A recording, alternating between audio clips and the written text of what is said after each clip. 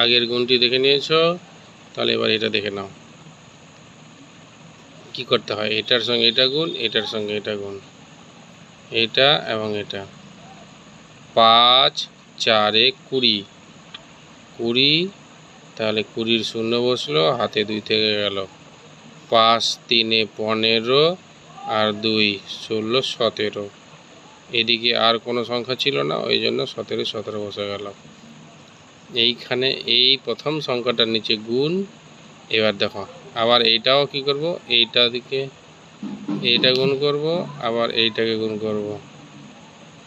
2 4 8, তাহলে এই সংখ্যার নিচে বসাবো এবং এর সামনাসামনি বসাবো।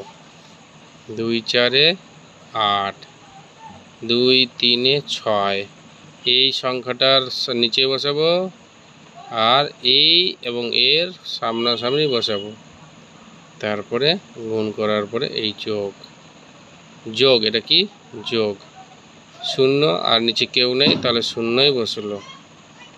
7 আর 8 15, 15 5, 15 5, হাতের কত 1,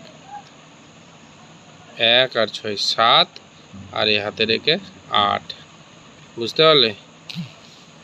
ভালো করে জিনিসটা বুঝে নেবে, বারবার বারবার এই জিনিসটাই দেখবে। আমি এখন ওই জন্য শুধু এটাকে দেখালাম। ঠিক আছে, দেখে নাও, ভালো করে দেখে নাও।